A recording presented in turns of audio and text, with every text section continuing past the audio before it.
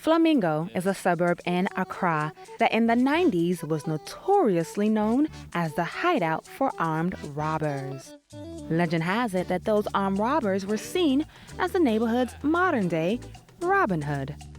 They provided for many in the area as long as the neighbors protected them from law officials. It is also the home to musician Trigmatic. He was born in Susan Clinic, a hospital which his grandfather built for his grandmother and raised directly 2 floors above. Trigmatic's grandparents created a safe haven for him, which kept him from becoming a product of his environment. Although his grandfather had medical ambitions for his first grandchild, his grandmother, Susan, knew her grandson was destined to be a musician. Yeah, no. The entire pedrum, no, yeah, you know where you might say. Tamusano, with this 6 months, no. Say, or da, obeso sa, de toa, on now obeso, Oman Adriania, obeso, Oman dress, obeso, near any my dear, no. Nemo no say radio or them when I say would be a radio now. That's a radio near Borjoma. Or best stress, all to be no threat, no threat, no threat, no threat. I then wouldn't radio now, no, I started soon. And the young say, a Jumna radio near Bono, or pay, and not the that. And see, would he bear 8 months, no? And our papa, no, or London, and what tall, I didn't say so no. Walkman, but I let you come on cry, and I ordered braille. And he would he bear 8 months, and I said, oh, to her. Yeah, I don't know. I shall was so, yeah, so, you know. Now, a boardroom, near boardroom, near boardroom. Or better horse, or better 1 hour cry, oh, Yanni. Or better own soon, on your face. Let me say, or bedroom pa. In 2007, Trigmatic met Tiny, the man who would change the course of his career and mentor him. Tiny to me is not just an artist, you know, but, you know, he's a father as well. He's a father of many. He's a father of many. When I met him through a friend that, you know, he was dating then and, you know, later got married to. And, you know, she as a friend had been a friend for a very long time. So when I met Tiny, and I actually met Tiny when I was going to interview him for a magazine and write a story about him. But I had always, you know, wanted to get closer to him, always wanted to know him. So when I met him, I told him an incident that we once planned to beat him because he used to chase some girl in my neighborhood then. And I liked the girl. So it's like, we planned that, hey, you can't come and take our girl away, I have to go and beat you. And it's funny how when the boys planned and we got to him, all the boys turned against me. When we were leaving, said, hey, Tiny has come to look for this girl. Let's go and beat him.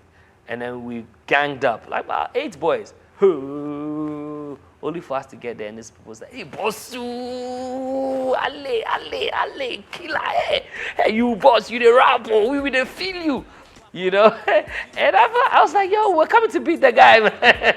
You know, and then I told him the story. He laughed. He said, oh, you're a really funny guy. And then he said, oh, come over. And I told him. And at the time when I was doing the interviews, I always carry CDs. So I gave him my CD and I said, I really wish you do something on this song for me. You know, and then he said, you're an underground artist, you know, I don't like recording all these underground, but let's see. So I remember there was a time I was with Easy, Mildred, Easy Baby, and then he called me and said, I'm somewhere and like I need credit. So if you send me credit, I can't buy it because I'm busy. And he was big then, you know, so having him like, you know, I saw him like he was a big star, you know, he is still my big star. And then I was like, yo, Tiny, and at that time, Frank, I was working with Frank. So I called Frank and said, Frank, you have the money, child, I need credit for Tiny. And then he sent me and I sent it to him. And he was like, if you are able to get to Asylum Down, J Foley Studio now, we can record something before I go to London. I moved from Medina. I didn't even know how I got to Asylum Down. It wasn't like there was a car or anything. And when I got there, and I record really fast. I'm a fast artist. So quickly we did the song. And then later, he said, when I come back from London, we can hang out. And I started hanging out with him. Through this mentorship, he was able to complete his mixtape and debut his first album, Permanent Stains on a Cloth. It would be this album that helped elevate him to a household name with his hit single, My Life.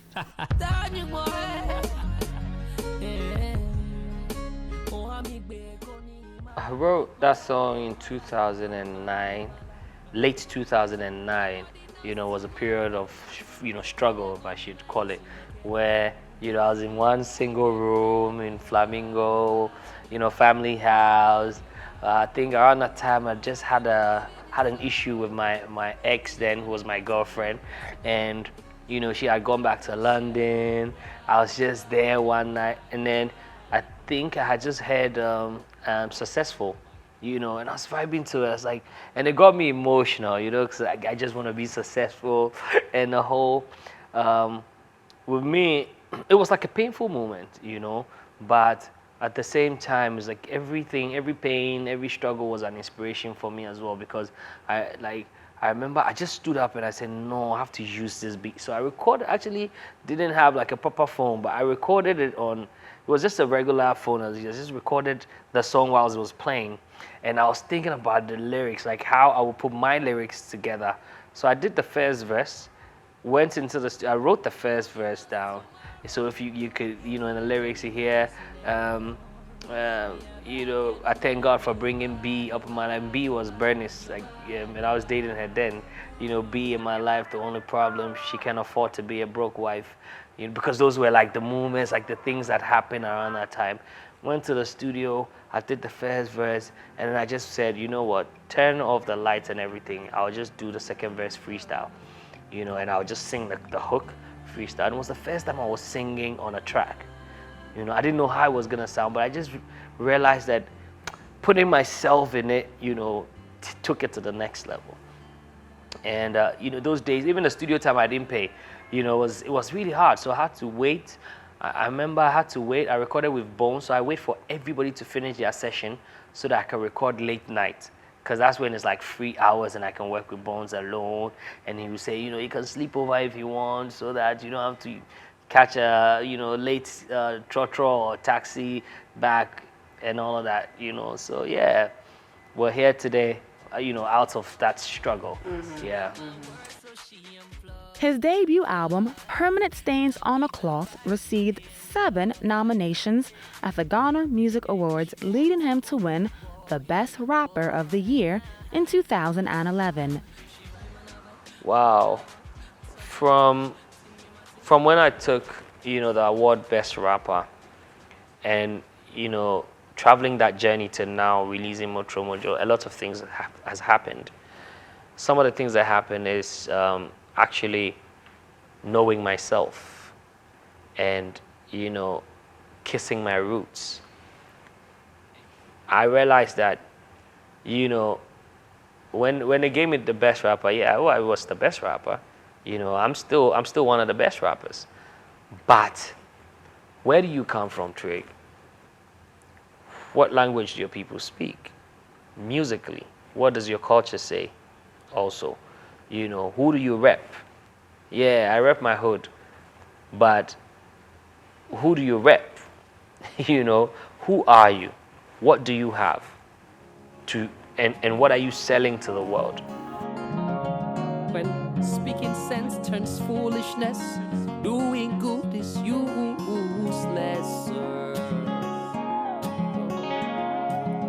When sanity is over. How big a market do you want to get into? Those are the questions that I started asking myself, because I remember there was a time I said, oh, I'm done with Ghana. I've exhausted Ghana, and I was bashed on radio. And, when they were talking about me, like, how can Trig say that he's done? What has he done? That, they didn't understand me when I said I was done. When I said I was done, I was done, because I was tired of giving out, what wasn't from within, and I was beginning to understand so many things. I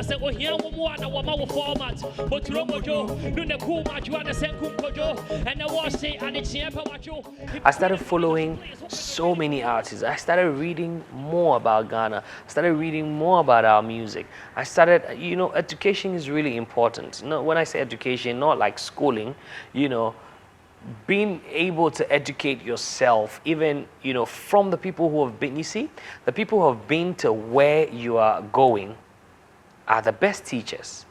So when I started, being friends with the likes of Akablay, Amanziba, and co. I wouldn't say I totally threw away rap or what I was doing before, but I decided to merge. That I can have a little from here, have a little from here, put it together, and create a beautiful piece. 8 years and 2 albums later, he's done what some Ghanaian musicians flounder to do: maintain relevance while evolving. You see, one thing is, my music itself will never pass. The things I put in my music, it cannot pass. My music it does not come and go. That's why I've taken Record of the Year so many times, and I've been nominated for it so many times. I make sure I release records. I make sure I sacrifice not making money to make good music.